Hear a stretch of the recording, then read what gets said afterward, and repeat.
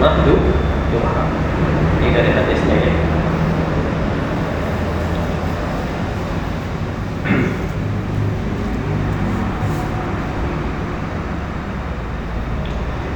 وعن عائشة رضي الله عنها قالت كان رسول الله صلى الله عليه وسلم يصلي الضحى أربعا ويزيد ما شاء رواه مسلم. Hadis selanjutnya, hadis yang diriwayatkan oleh Sayyidah Aisyah radhiyallahu anha. Di situ menerangkan baginda Nabi sallallahu alaihi wasallam itu setiap harinya sholat duha arba'an, 4. Tapi 2 rakaat salam, 2 rakaat salam.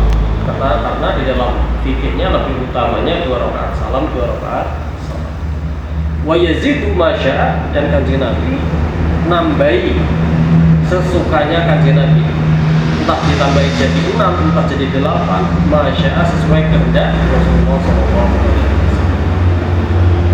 Dalam hadis ini di sini menerangkan yusolli arba'an, yusolli ad-duha arba'an, ay arba' rakaat wa yazidu ma syaa.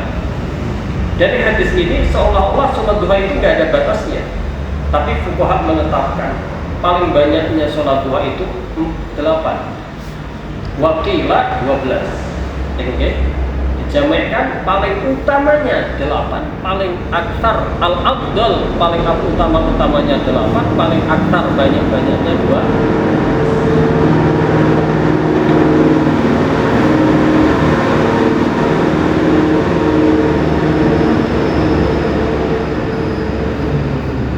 Wa an Ummi Hani Fakhitatu binti Abi Thalib radhiyallahu anha qalat dhahabtu ila Rasulullah sallallahu alaihi wasallam amal fatah fawajadtuhu yaghtasil falamma faragha min ghuslihi shalla 8 raka'at wa dhalika duhan muttafaqun alaih wa hadha mukhtasarun lafzi ihda riwayat muslimin. Riwayat hadis yang selanjutnya dari Ummi Hani Fakhitatu binti Abi Thalib radhiyallahu anha. Berkata Ummi Hani, dhahabtu ila Rasulullah sallallahu alaihi wasallam amal fatah. Beliau Ummi Hani pergi atau berangkat mendatangi Rasulullah sallallahu alaihi wasallam amal fatah pada tahun Fathil Mekah. Fawajadtuhu yaghtasil. Kemudian saya mendapati baginda Nabi itu sedang mandi. Falamma faragha min ghuslihi. Setelah baginda Nabi selesai dari mandinya, sholat 8 rakaat. Kemudian Kanjeng Nabi sholat 8 rakaat. Wadzalika duhan muttafaqun alaih, dan itulah yang dinamakan sholat duha. Muttafaqun alaih, hadis ini disepakati Imam Bukhari dan Imam Muslim.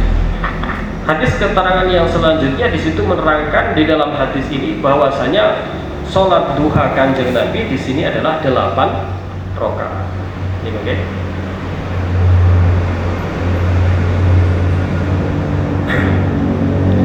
Itu tadi tentang hadis sholat duha. Sekarang kita akan bacakan fikihnya sholat duha.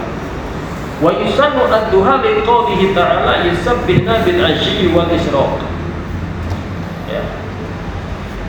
Di dalam kitab Fathul Mu'in didawuhkan wa yusannu ad-duha li qoulihi ta'ala yusabbihna bil 'ashyi wal isyraq. Disunahkan sholat duha karena firman Allah yusabbihna bil 'ashyi wal isyraq. Ikuti. Jadi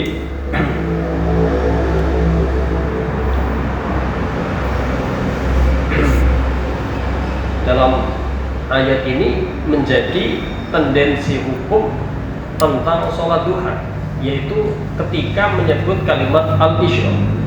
Qala Ibnu Abbas, berkata Imam Ibnu Abbas, sholatul isyraq sholatul duha. Sholat isyraq itu adalah sholat duha. Ya, tapi itu masalah khilafiyah. Ini yang muktamad. Syaikh Abi Bakar Sato mengatakan huwa al-muktamad. Sholat isyraq yaitu sholat duha. Jadi di pagi hari itu kita ada sholat namanya sholat isyraq. Setelah isyraq kita ada sholat namanya sholat duha. Nah, apakah isyraq itu sholat tersendiri atau isyraq itu bagian dari duha, itu menjadi perkhilafan ulama. Ada mengatakan itu sholat tersendiri, ada mengatakan itu adalah sholat duha. Imam Ibnu Abbas ketika memanai ayat yusabbihna, bertasbih bil asyi di waktu sore, waktu duha dan di waktu duha, al-isyraq wal isyraq ilal waqtil asyi dalam waktu sore, wal isyraq ilal waktu pagi. Isyraq, al-isyraq di sini Imam Ibnu Abbas memaknainya sebagai sholat duha. Rawal Sayyidhan an Abi Hurairah radhiyallahu anhu qala awsani khalili sallallahu alaihi wasallam bi thalathin. Ini yang tadi sudah kita bahas. Imam Zainuddin Al-Malibari juga mengangkat wasiatnya Rasulullah. Hadis Abu Hurairah tadi, yaitu Rasulullah berwasiat 3 hal. Yang pertama puasa 3 hari setiap bulannya, yang kedua sholat 2 rakaat duha, yang ketiga sholat witir sebelum tidur. Ini juga menjadi dalil yang dikemukakan ulama tentang dalilnya sholat duha. Warawa Abu Dawud annahu sallallahu alaihi wasallam shalla subhata duha ay sholataha 8 rakaat wa sallama min kulli rak'ataini. Ini yang menjadi dalil fuqaha. Dan dalam hadis riwayat Abu Dawud sallallahu alaihi wasallam, baginda Nabi sholat duha yaitu 8 rakaat wa sallama min kulli rak'ataini, dan baginda Nabi salam setiap 2 rakaatnya. Oke. Maka yang kita praktekkan di Masjid Al-Khazmar ini yaitu dengan diadakan sholat duha bersama sebanyak 8 rakaat, 2 rakaat salam, 2 rakaat salam, maka itu benar-benar sudah amalan yang sangat mencocoki, istimewa lah ya, amalan yang sangat mencocoki dengan sunnah Rasulullah.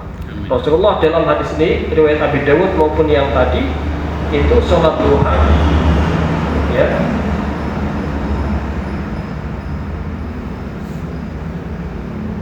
dalam hadis Ummi Hani maupun hadisnya Abi Dawud, sholat duhanya Kanjeng Nabi itu 8 rakaat. Cuma dalam riwayatnya Abi Dawud ditambahi wasallama min kulli rak'ataini, dan baginda Nabi mengucapkan salam setiap 2 rakaat. Bedanya begitu.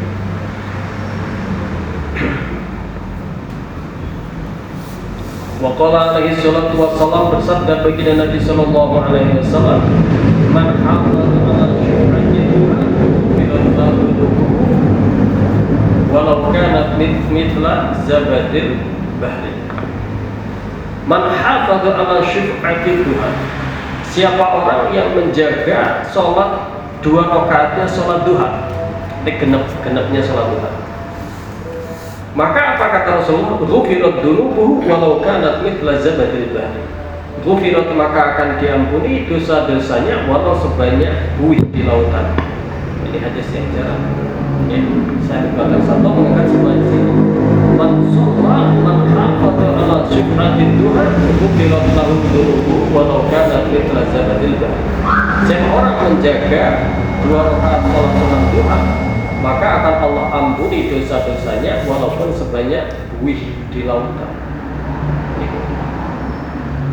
Ternyata dari hadis-hadis yang kita baca, di samping sholat duha itu adalah sholat untuk jalbur rizki, ternyata sholat duha itu ada fadilah-fadilah lain yang kita tidak bayangkan.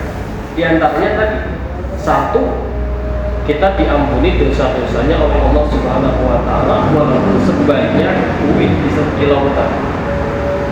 Yang kedua, setiap persendian kita, yang mana setiap persendian itu telah Allah beri nikmat, itu kita sudah tunaikan sedekahnya dengan 2 rakaat sholat duha. Kita mulai. Wa qalluha rak'atani wa aktaruha 8 fit tahqiq wal majmu'. Minimalnya sholat duha itu adalah 2 rakaat. Wa aktaruha 8 kama fit tahqiq wal majmu'. Dan maksimalnya adalah 8. Sebagaimana keterangan ini ada di dalam kitab Tahqiq dan di dalam kitab Al-Majmu'. Wa alaihi al-aktsarun, dan pendapat ini diikuti oleh kebanyakan ulama. Wa tahrumu az-ziyadatu 'alaiha bi niyati duha. Menurut pendapat yang ini, Pak, maka haram melebihi sholat duha lebih 8 rakaat. Menurut pendapat yang ini. Ya, untung kita tadi kesepakatannya pinter, Pak. 8. Tapi menurut pendapat yang ini ya, wahia abdaluha ala mafir rawdah, Tapi Imam Nawawi di dalam kitab Raudhah 8 itu utamanya sholat duha. Jadi paling utamanya sholat duha itu berapa? 8 rakaat. Tapi boleh sampai 12 rakaat. Nah, tinggal kita mau yang beli yang mana. Kalau keterangannya di dalam kitab Tahqiq dan dalam kitab Majmu', sholat duha itu 8 rakaat. Paling banyaknya 8, paling utamanya 8. Tapi kalau keterangan di dalam kitab Raudhahnya Imam Nawawi, sholat duha itu paling utamanya 8, paling banyaknya 12. Ya, jelas Pak ya? Ya, bisa dipahami. Menurut pendapat yang mengatakan sholat duha itu paling banyak 8, berarti nggak boleh dilebihi. Menurut yang pendapat mengatakan 12, ya monggo-monggo mawon, tidak apa-apa.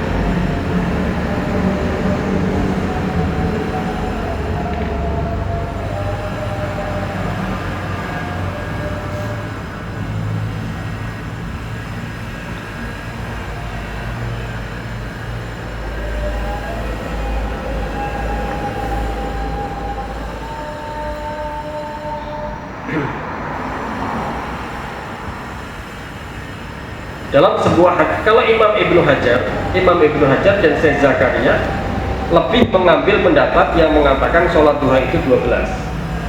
Jadi tidak apa-apa 12. Itu Imam Nawawi di dalam Majmu' dan kebanyakan ulama, di antaranya Imam Romli. Jadi Imam Romli dan ayahnya Syihab Ar-Romli itu sholat duha itu 8, tidak boleh lebih.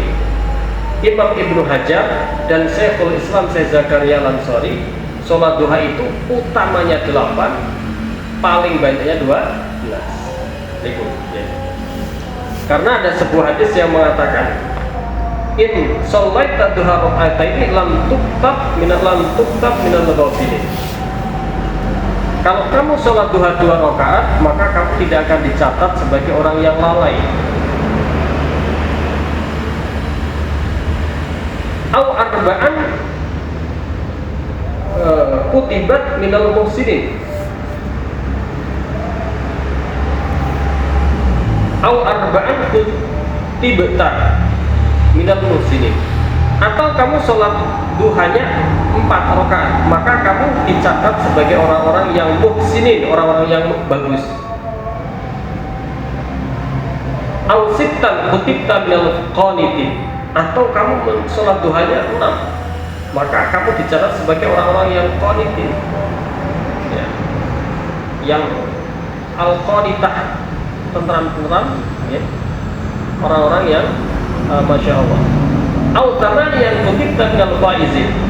Atau kamu sholat duhanya 8, maka dicatat sebagai orang-orang yang beruntung. Au asyran lam yuktab alaika dzalikal yaum dambun. Atau kamu sholat duhanya 10 rakaat, maka tidak akan dicatat pada hari itu satu dosa pun. Jadi kita selamat dari dosa kalau sholat duhanya 10. Au thintai asyrata banallahu laka baitan fil jannah. Atau sholat duhanya 12, maka Allah akan membangunkan istana, bangunan rumah di surga. Nah, kalau kita mengerjakannya 8, berarti kutibta minal faizin. Kita akan dicatat sebagai orang yang beruntung. Ini mungkin seputar sholat duha. Jadi kesimpulannya, sholat duha itu 8, tidak boleh dilebihi. Itu menurut Imam Jamal Ar-Romli dan Syihab Ar-Romli. Sholat duha paling utamanya 8, paling banyaknya 12. Itu menurut Imam Ibnu Hajar dan Imam Syekhul Islam Zakaria Al-Ansari.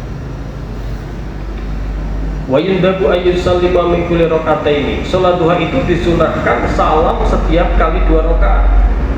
Setiap 2 rakaat kita disunahkan salam. Wa waqtuha min irtifa'i syamsi qadra rumhin ila zawal. Waktunya sholat duha itu dimulai kapan? Min irtifa'i syamsi qadra rumhin ila zawal. Mulai dari matahari naik setinggi tombak.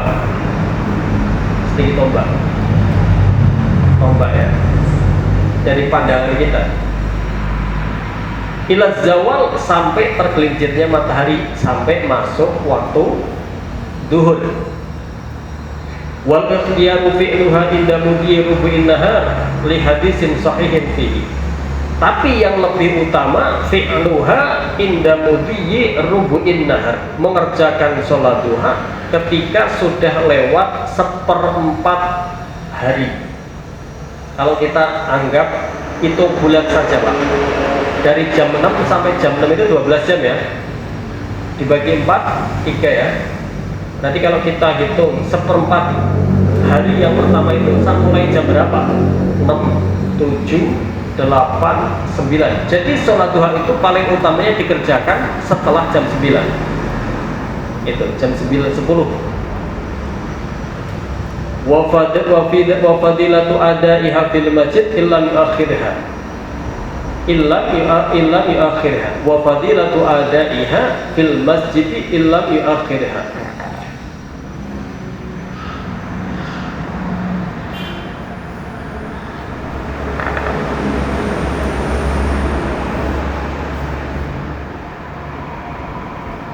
Dan lebih utamanya dikerjakan di masjid. Jadi sholat-sholat sunnah itu Pak, sunnahnya dikerjakan di rumah sebenarnya. Rawatib qobliyah ba'diyah itu sunnahnya lebih utamanya dikerjakan di rumah. Walaupun zaman sekarang itu kita kesulitan kadang ya kan, tidak masalah lah kita mengerjakan sholat qobliyah ba'diyah di masjid. Karena apa? Kalau kita sudah di rumah biasanya ketambahan urusan kita badan, buka HP, anaknya manggil, istrinya minta ini, apalah ada aja urusan. Maka kita biar engkau malah buatan terlaksana, ya sudah kita habis sholat langsung ba'diyah qobliyah ba'diyah. Padahal itu diantara sholat yang lebih utamanya dikerjakan di rumah. Nah sholat duha ini kebalikannya. Sholat duha itu adalah sholat yang keutamaannya lebih utamanya dikerjakan di masjid. Wa fadilatu adaiha fil masjid ma'adami ta'khiriha, ya, ma'adami ta'khiriha. Lebih utamanya dikerjakan di masjid.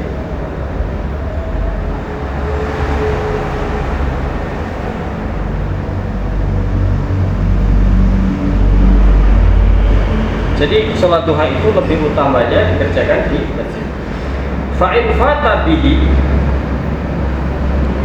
fi'luha fil masjid wa in fata fal awla ta'khiruha ila rubu'in nahar wa in fata bihi fi'luha fil masjid. Nah sekarang ada dua fadilah ya. Satu fadilah dikerjakan setelah lewatnya 1/4 hari, jam 9 ke atas. Yang kedua fadilah dikerjakan di masjid. Jadi yang paling utama dikerjakan setelah jam 9 atau sudah lewat 1/4 hari dan di masjid, itu yang paling utama. Tapi kalau ada dua kemungkinan, saya kalau nunggu jam 9 ke atas nggak bisa mengerjakan di masjid karena nanti saya ke masjidnya lagi duhur. Kalau saya mengerjakannya jam 9 harus di rumah. Tapi kalau di masjid ya akhirnya nggak sampai rubu'un nahar. Lebih utama mana? Lebih utama di rumah. Nggak apa-apa, yang penting rubu'un nahar. Jadi fadilah jam 9 dengan fadilah di masjid ketika tarik-tarian diutamakan fadilah jam 9. Kalau jam 9 bisa di masjid. Bisa kalau ngejar jam 9 maka mau nggak mau harus di rumah. Tapi kalau mau di masjid konsekuensinya nggak bisa sholat setelah lewatnya rubu'un nahar sekitar jam 9, maka lebih diutamakan sholat jam 9-an walaupun nggak di masjid. Yang paling utama ya sholatnya jam 9-an ke atas dan di masjid, itu yang paling utama.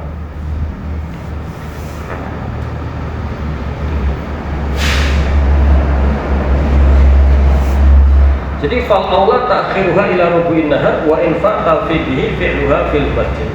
Jadi lebih utama mengerjakan sholat duha setelah lewatnya 1/4 siang, 1/4 hari, yaitu jam 9 ke atas, walaupun tidak di masjid, ketimbang sholatnya di masjid tetapi belum sampai rubu'un nahar 1/4 hari, si jam itu, si jam 8, mending di rumah kok kalau kita mampu. Lebih-lebih lagi ya sholatnya setelah lewat rubu'un nahar 1/4 hari dan di masjid. Dan di Masjid Al-Azhar ini kita ada, alhamdulillah ada program kebaikan yaitu sholat duha bersama ini sebelum ngaji. Apa alasannya? Li'anal fadilah al-muta'alliqah bil waqti aula bil qura'an minal muta'alliqah bil makan. Karena fadilah yang berhubungan dengan waktu lebih utama untuk diprioritaskan ketimbang fadilah yang berhubungan dengan tempat. Jadi sholat duha itu memiliki dalam segi keutamaannya dua. Satu, lebih utamanya dikerjakan di masjid. Dua, lebih utamanya dikerjakan setelah seperempat hari berlalu. Nah, ini kalau lebih dua-duanya bisa. Kalau enggak, mana yang harus didahulukan? Kalau enggak, yang didahulukan adalah yang penting setelah lewat jam 9 atau setelah lewat rubu'un nahar, seperempat hari, walaupun enggak di masjid. Syukur-syukur ya setelah lewat seperempat hari dan di masjid. Itu kesimpulannya. Wa yusannu ayyaqra suratai wasyamsi wadduha. Disunahkan di dalam sholat duha itu membaca surat wasyamsi dan surat ad-duha. Disunahkan. Wa warada aidan qiraatul kafirun wal ikhlas. Dan warid hadis juga bacaannya itu apa salat duha itu. Satu riwayat yang satu disunahkan wasyamsi dan ad-duha. Dan ada hadis juga yang mengatakan bacaannya adalah al-kafirun dan al-ikhlas. Dan ini yang lebih mudah. Dan ini adalah yang lebih mudah.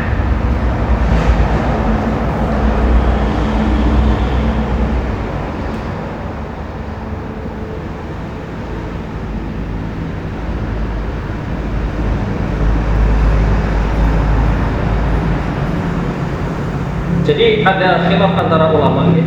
Imam Suyuti mengatakan yang lebih utama di rakaat pertama setelah Fatihah itu membaca surat Wasyamsi. Wasyamsi wa duhaha wal qamari idza talaha wan nahari idza jalla. Rakaat yang kedua setelah Fatihah membaca surat Ad-Duha. Ini yang lebih utama menurut Imam Suyuti dan diikuti oleh Imam Ibn Hajar. Jadi rakaat pertama wasyamsi, rakaat kedua wadduha. Ini pendapat ini dikuatkan oleh Imam Suyuti dan Imam Ibn Hajar. Tapi Imam Romli mengatakan, lakin alladhi dhahaba ilaihi Imam Romli wa tamadahu annahu yaqra'u fil ula al-kafirun wa tsaniya al-ikhlas. Tapi Imam Romli ini mudah dalam hal ini. Rakaat pertama qul ya ayyuhal kafirun, setelah Al-Fatihah, rakaat kedua al-ikhlas. Begitu terus sampai akhir. Penak ya. Imam Romli lebih enak dalam hal ini. Ya. Jadi rakaat pertama qul ya ayyuhal kafirun, rakaat kedua al-ikhlas setelah Fatihah. Nanti bangun lagi sholat yang ketiga empat, begitu lagi sampai ke 8, begitu seterusnya. Setiap rakaat pertamanya qul ya ayyuhal kafirun, keduanya al-ikhlas. Simple, enak, ganjarannya agung. Masya Allah. Ya. Wal aujahu utawi pendapat kang aujah anna rakaatayil isyraq iku minad duha. Pendapat yang aujah, 2 rakaat isyraq itu minad duha, termasuk sholat duha. Ini menurut pendapatnya Imam Romli. Menurut pendapatnya Imam Romli, rakaatayil isyraq itu minad duha. Menurut pendapat yang aujah. Khilafan lil Ghazali wa man tabi'ahu. Berbeda dengan pendapatnya Imam Ghazali dan orang-orang yang mengikutinya.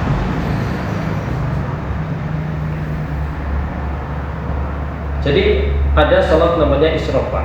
Yang pertama ya.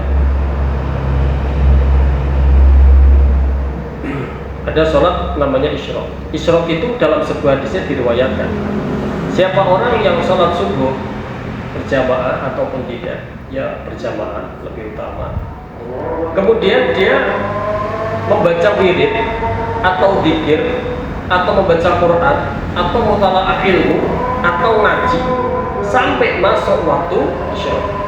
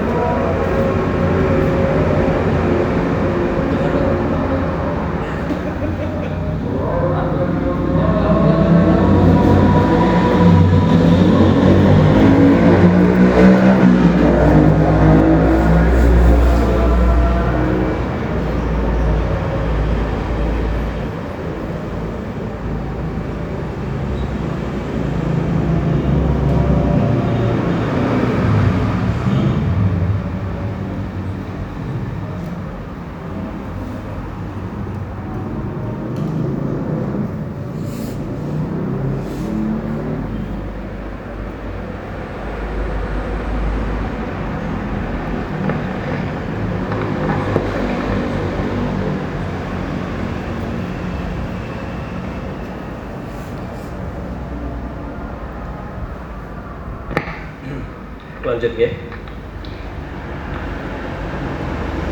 Menurut pendapat yang aujah, jadi ada 2 rakaat namanya rakaat isyraq ya. Isyraq itu sholat 2 rakaat yang dikerjakan pada waktu matahari terbit, namanya sholat isyraq. Itu adalah waktu yang dimakruhkan untuk mengerjakan sholat sebenarnya ya, sholat mutlak maksudnya. Tapi di situ justru menjadi waktu masuknya sholat isyraq. Sholat isyraq 2 rakaat. Dalam sebuah hadis, siapa orang yang mengerjakan sholat subuh kemudian dia duduk membaca wirid, atau dia membaca Quran, atau dia mentolaatul kitab, atau dia ngaji sampai masuk waktu isyraq, sampai masuk terbit letaknya matahari, kemudian dia tidak melakukan apapun, langsung sholat 2 rakaat isyraq, maka pahalanya dicatat seperti orang yang haji dan umroh tammataini, sempurna keduanya, sempurna keduanya. Itu fadilahnya sholat isyraq. Jadi sholat isyraq itu melihat keterangan ini sebelum sholat duha, Pak. Ya. Kalau sholat duha itu masuk waktunya setelah matahari naik setinggi tombak. Kalau sholat isyraq itu begitu matahari terbit, begitu matahari meletak, itu masuk sholat isyraq. Wal aujah anna rak'atayil isyraq minad duha. Menurut pendapat yang aujah, dan ini adalah pendapatnya Imam Romli, sholat isyraq itu ya termasuk sholat duha. Bagi ulama yang mengatakan sholat isyraq itu termasuk sholat duha, termasuk Imam Ibnu Abbas tadi, maka berarti sholat isyraq itu masuknya dari waktu isyraq sampai kapan? Nanti habisnya sampai tergelincirnya matahari, sampai sama kayak duha. Tapi Imam Ghazali dan ulama-ulama lain yang mengikuti Imam Ghazali, sholat isyraq itu sholat sendiri, sholat duha itu sholat sendiri. Sholat isyraq itu masuk waktunya ketika matahari meletak, ya, namanya waktu isyraq. Kalau di kalender itu tuluk, ya, tuluk ya. Kalau sekarang jam 6 kurang 10 menit mungkin, atau kurang seperempat, matahari meletak, itu masuklah sholat sunnah isyraq. Nah, menurut ulama yang mengatakan sholat isyraq itu bukan sholat duha, konsekuensinya berarti sholat isyraq itu cuma 2 rakaat.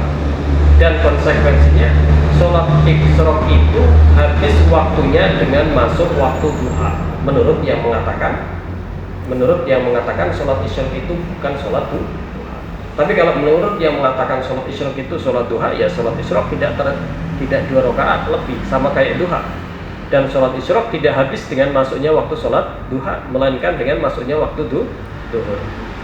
Ala kulli hal, amal daripada ulama terdahulu itu setiap habis sholat subuh dia membaca wirid atau membaca Quran atau mengaji.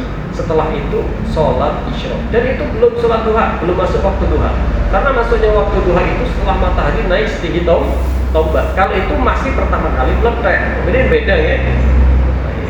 Fadilahnya tadi, siapa orang yang sholat subuh kemudian membaca wirid sampai waktu isyraq, atau membaca Quran atau membaca ilmu sampai waktu isyraq, maka dia kemudian sholat isyraq 2 rakaat, pahalanya fadilahnya kahajin wa umratin tamataini.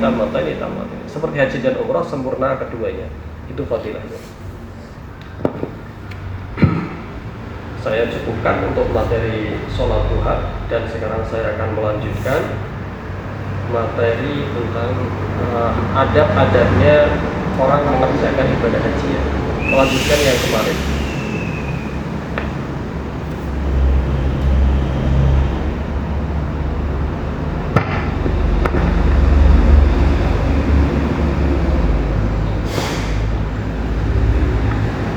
Bismillahirrahmanirrahim. Pada kajian sebelumnya kita telah membahas tentang seputar haji ya, haji dan udhiyah kurban. Dalil yang paling familiar, di antara dalil yang paling familiar dalam masalah haji itu yaitu hadis yang diriwayatkan oleh sahabat Abi Hurairah.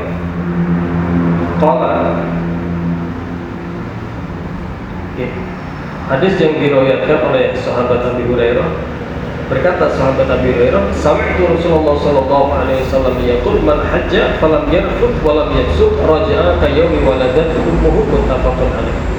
Siapa orang yang mengerjakan ibadah haji kemudian dia tidak berkata bohong, berkata maksiat, kemudian dia tidak mengerjakan amal maksiat, maka dia akan pulang dari ibadah haji laksana tanpa noda dosa apapun, seperti hari di mana ibunya melahirkan.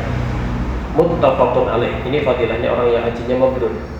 Ya, jadi dia benar-benar bersih dari dosa seperti hari di mana dilahirkan oleh ibunya. Ini hadis. Hadis yang kedua, ya, saya uraikan dulu secara fikihnya. Secara fikihnya, haji yang mabrur itu ulama mengatakan bisa menghapus semua dosa. Dosa kecil sepakat ulama bisa menghapus. Dosa besar sepakat ulama juga bisa menghapus dosa besar. Tinggal satu namanya tabiat. Tabiat itu artinya hukukul adami. Hukukul adami. Kalau hukukul adami ini menjadi perselisihan ulama. Imam Romli mengatakan haji yang mabrur juga menghapus tabiat sekalipun, hukukul adami sekalipun. Tapi Imam Ibnu Hajar mengatakan enggak, haji mabrur sekalipun tidak bisa menghapus hukukul adami. Namanya hukukul adami harus diselesaikan. Punya utang piutang harus dibayar dulu. Tidak bisa lunas begitu saja. Baik, Imam Romli yang mengatakan haji mabrur bisa menghapus dosa besar termasuk hukukul adami, itu dengan catatan apabila sepulang dari haji orang yang bersangkutan meninggal sebelum ada kesempatan untuk menyelesaikan hukukul adaminya, maka di akhirat nanti dia akan dibebaskan oleh Allah dari hukukul adami. Itu maksudnya. Berarti kalau setelah pulang haji masih sehat, waras, normal, kemudian tidak mau menyelesaikan hukukul adaminya, itu tetap salah dan tidak ada ulama manapun yang membenarkan. Ya, jadi bisa dipahami ya. Yang berikutnya, anna Rasulullah sallallahu alaihi wasallam qala al-umratu ila al-umrah kafaratun lima bainahuma wal hajjul mabrur laisa lahu jazaa'un illa al-jannah, muttafaqun alaih. Hadis yang selanjutnya, umrah satu ke umrah yang berikutnya itu adalah kafaratun lima bainahuma, pelebur dosa antara umrah yang satu dan keduanya. Umrah itu enggak ribet, Pak. Umrah itu kita cuma berangkat ke Tan'im, misalnya masjid Tan'im, kita di situ sholat 2 rakaat, memakai kain ihram, niat ihram umrah, kemudian tawaf 7 kali, sa'i 7 putaran 7 kali, Safa Marwah 7 kali, motong 3 helai rambut, itu tawafnya selesai, umrahnya selesai. Jadi umrah itu nggak lama, 2 jam kelar. Jadi sehari kita bisa umrah berkali-kali. Akan tetapi kalau kita dekat dengan Ka'bah, kalau kita di Indonesia ya, lagi-lagi terkendala dengan faktor finansial gitu. Umrah tahun lalu dengan umrah yang sekarang itu menghapus dosa selama 1 tahun itu fadilah. Wal haji mabrur laisa lahu jazaa'un illa al-jannah. Dan haji yang mabrur tidak akan ada pahala kecuali pahalanya adalah surga. Haji yang mabrur pahalanya pasti surga, Pak. Haji yang mabrur pahalanya pasti masuk surga. Masalahnya itu haji mabrur itu haji yang bagaimana? Kemarin sudah saya singgung, Imam Nawawi mengatakan di dalam Riyadhus Shalihin, huwa alladzi la yartaqibu sahibuhu fihi ma'siyatan. Haji mabrur adalah haji yang mana orang yang mengerjakannya ketika sedang haji tidak dibarengi dengan maksiat sedikit pun. Nah, ini menjadi perselisihan, menjadi pembahasan. Pak, selama haji 40 hari kita nggak kena maksiat sama sekali, itu bagaimana mungkin kalau kita orang biasa gitu, betul? Maksiat kecil pun nggak boleh. Bagaimana mungkin? Nah, ulama menjelaskan yang dimaksud itu adalah tidak melakukan maksiat sama sekali dari awal ihram sampai tahallul. Enggak sulit berarti, Pak. Kalau kita ikut haji yang normal, pembimbing itu ngajak kita ihram hari ke-8 Dzulhijjah. Itu kita sudah diajak berangkat ke Arafah dan memakai kain ihram dan sudah niat ihram. Berarti 8, 9, 10. Malam ke-9 nginep di Arafah, hari 9 wukuf di Arafah. Malam ke-10 atau malam Idul Adha, kemudian mabit di Muzdalifah. Sambil ambil kerikil di Muzdalifah untuk lempar jumrah hari 11, 12, 13 dan jumrah Aqabah. Kemudian pagi sebelum subuhnya kita sudah pindah ke Mina. Dari Mina ini kalau kita berhasil paginya kita melakukan jumrah Aqabah. Berarti satu selesai. Kok pada hari itu kita berhasil tawaf ifadah dan sa'inya otomatis karena itu rukun haji.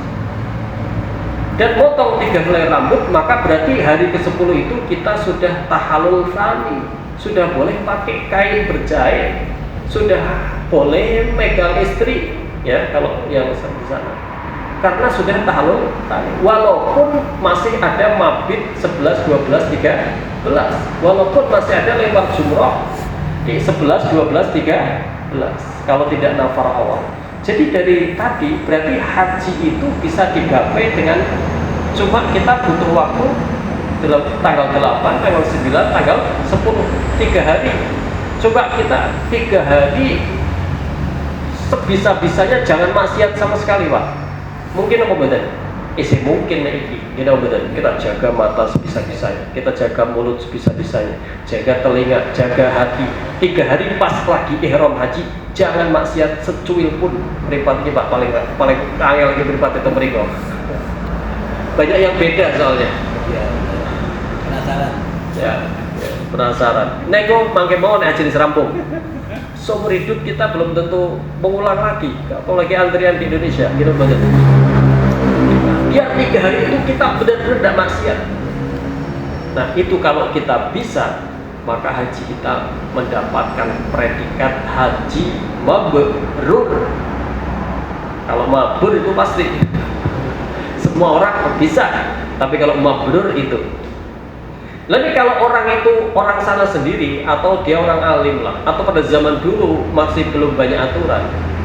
Ini orang saumpama berangkat memanggil ihramnya adalah duhur tanggal 9 ke Arafah, malam bodo Idul Adha di Muzdalifah, pagi kemudian menuju ke Mina, pagi harinya lempar jumroh Aqobah, kemudian tawaf ifadah, sa'i, potong rambut. Jadi 24 jam haji bisa selesai. Jadi kalau dengan metode itu berarti hanya menahan diri dari segala macam maksiat selama 24 jam. Mampu harus dimampukan. Nah kalau itu artinya kan ada kemungkinan, gitu betul Pak. Artinya tidak berat-berat amat itu, gitu betul.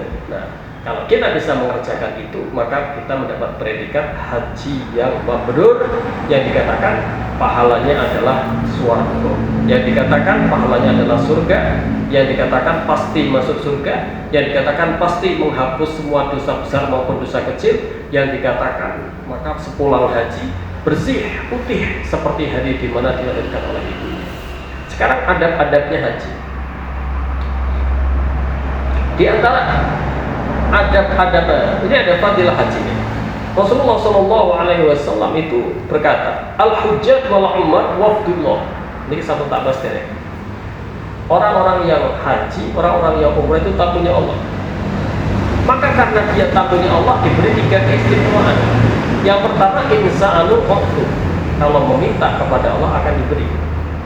Wa in da'au ujibu, ketika berdoa kepada Allah akan dikabulkan. Wa in anfaqu ukhlifalahu, ketika dia menginfakkan hartanya maka akan digantikan oleh Allah Subhanahu wa taala. Mulai wong Jawa ini wong nek mulai haji tambah sukses, tambah sugih. Karena apa yang dia sedekahkan sebagai tamunya Allah waktu haji diganti oleh Allah. Mana nek ana wong cilik wong Jawa kan ada udah-udah ngoten banyak. Wong nek mulai haji ku biasanya tambah sugih. Ya, karena tadi tamunya Allah itu dapat 3 keistimewaan. Kalau dia berinfak waktu haji maka akan digantikan oleh Allah Subhanahu wa taala. Di antara adab-adabnya haji adalah al-istihad ayyakuna zaduhu tayyiban. 1. Harus berupaya sebisanya supaya bekal yang kita bawa itu bekal yang bagus, bekal yang halal, Pak. Ada.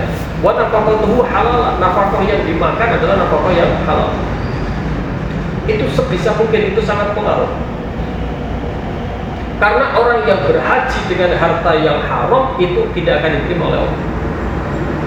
Fa innal ladzi yahujju bil malil haram la yaqbalu Allahu hajjah.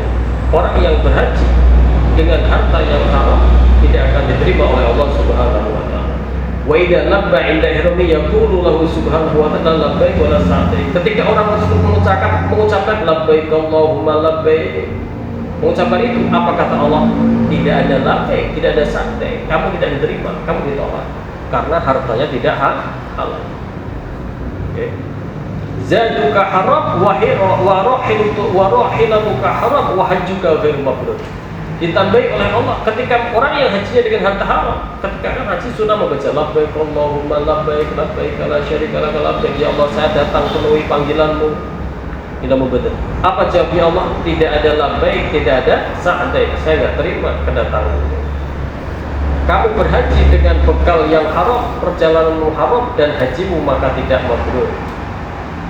Tapi Allah berkata kepada orang yang hajinya dengan harta yang halal, ketika dia mengucapkan labbaik Allahumma labbaik, apa kata Allah Subhanahu wa taala? Labbaika wa sa'daika zadaka halalun, zaduka halalun wa rahilatuka halalun wa hajjuka mabrur.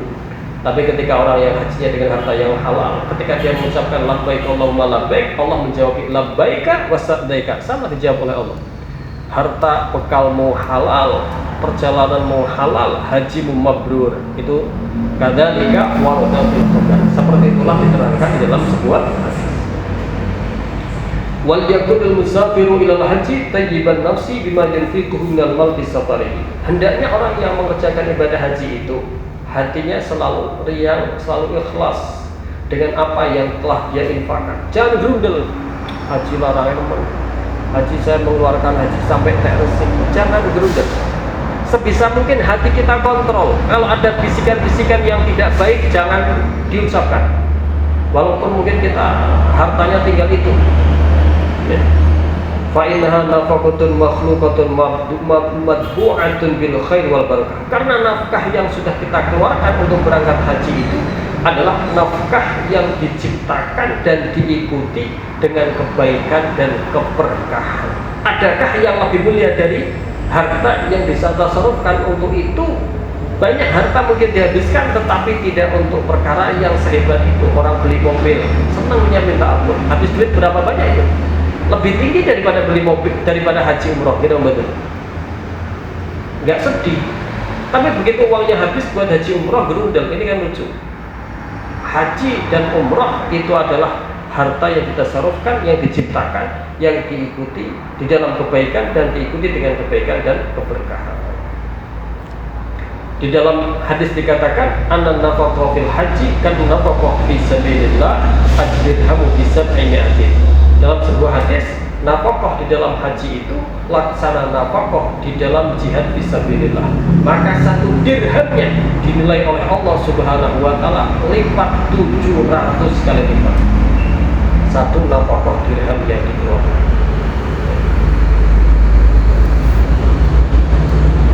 Wa mahma kana al-haji musiran falyubalik fi tawsi'in nafaqah 'ala al-fuqara wal masakin wa badl al-ma'ruf lil du'afa wal mukillin khususan haula.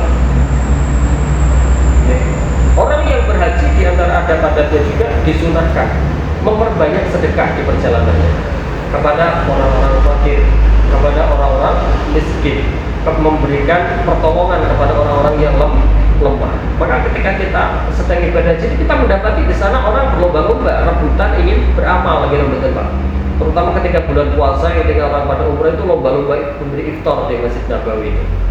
Jadi orang ingin amal aja rebutan, karena memang di antara adabnya haji adalah kita disunahkan untuk memperbanyak nafaqah atau sedekah kepada fuqara dan masakin. Wal yakun fi safarihi mutawadhi'an mutakhashi'an mutamassika.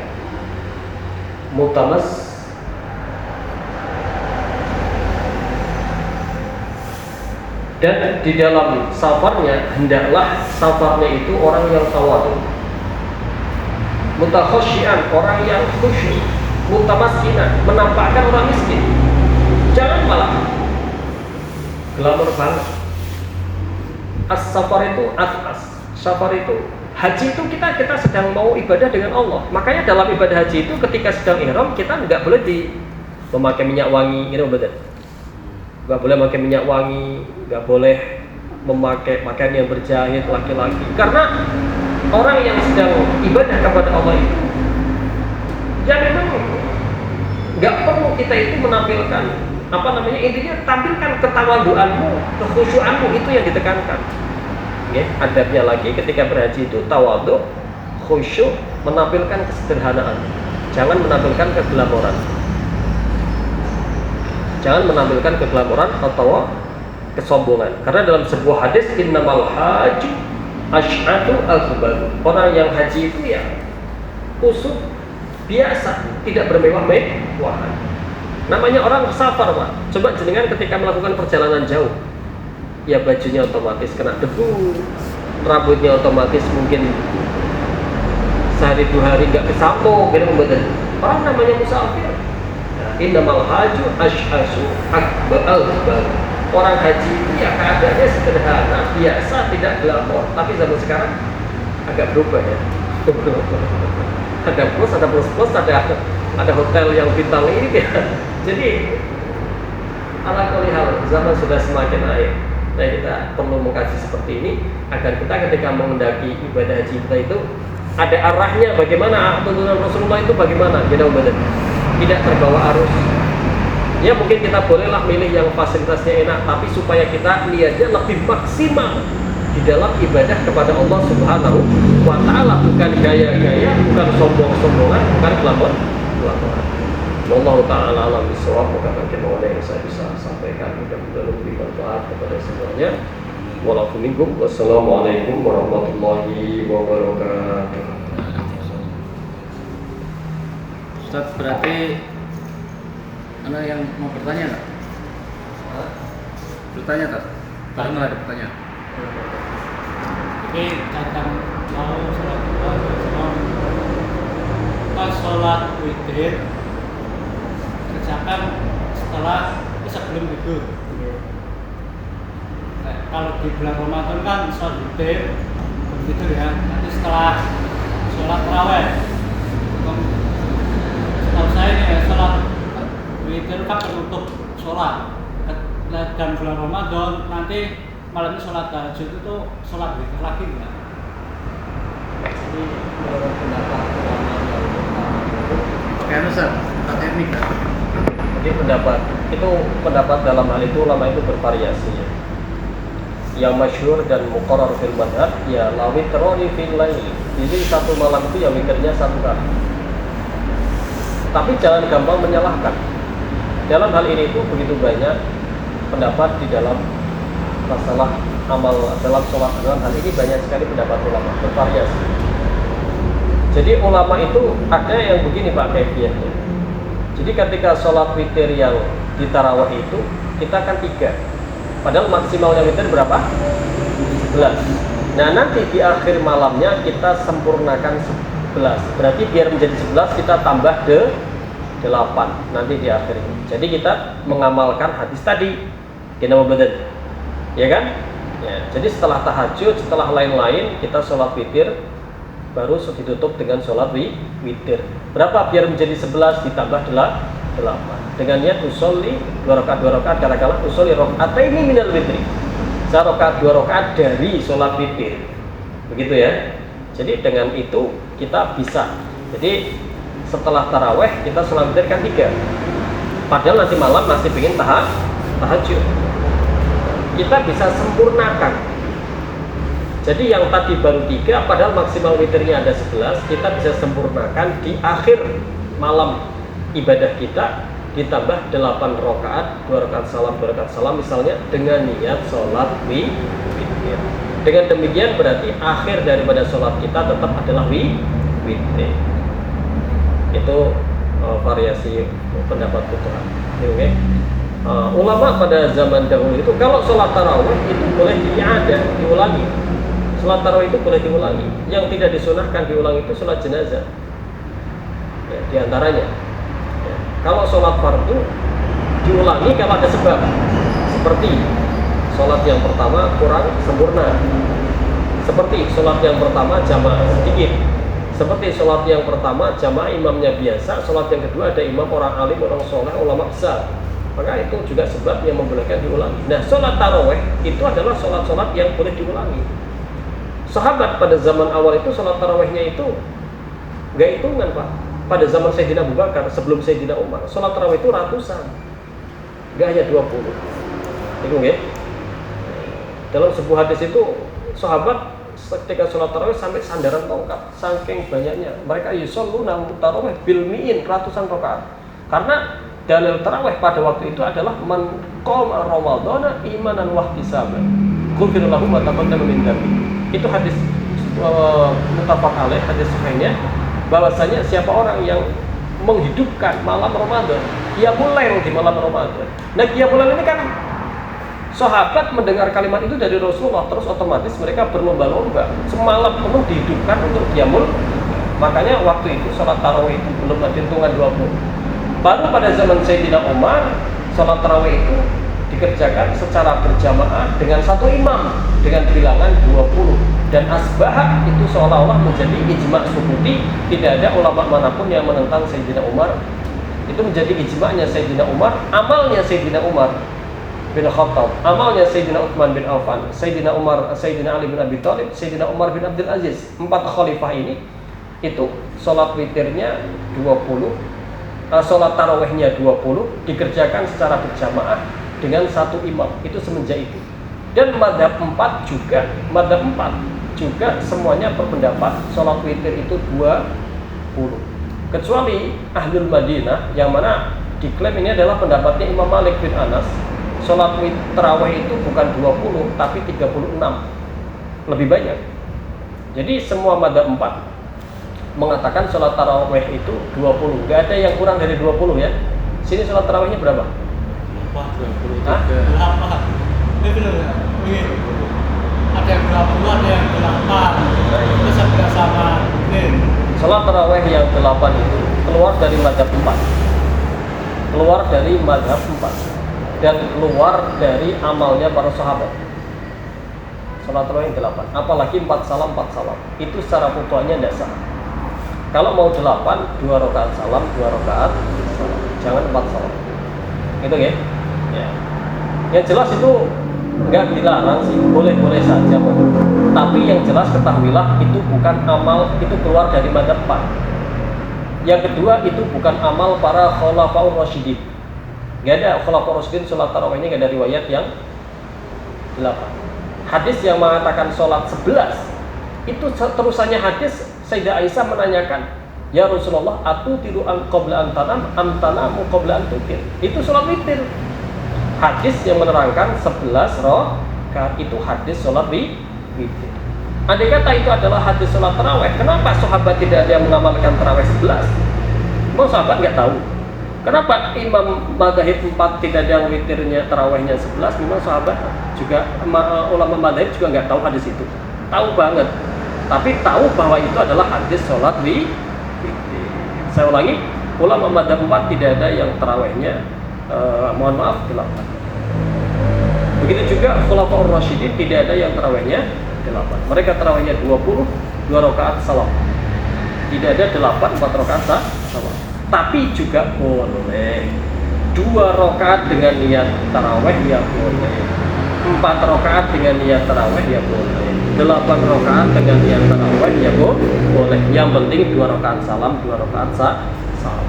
Selagi ini masih mengerjakan ya masih lumayan daripada tidak mengerjakan. Kita betul. Kalau ditanya di kampung sini ada nggak yang sholatnya 8? Nggak ada.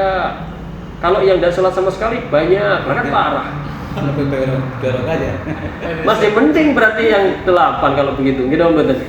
Ya, ala kulli hal tadi saya sampaikan secara ilmiah, tidak ada niat untuk hasud atau mengadu apapun. Itu secara ilmiah saya sampaikan ya. Monggo dicek sendiri. Madzhab 4 semuanya tidak ada yang 8, 20, witirnya 3, bahkan Ahlul Madinah 36 ditambah witir. Kemudian khulafaur rasyidin juga tarawihnya 20. Setelah dari zaman Sayyidina Umar Ibn Khattab, Sayyidina Utsman bin Affan, Sayyidina Ali bin Abi Thalib, Sayyidina Umar bin Abdul Aziz. Mudah-mudahan bermanfaat kepada semua.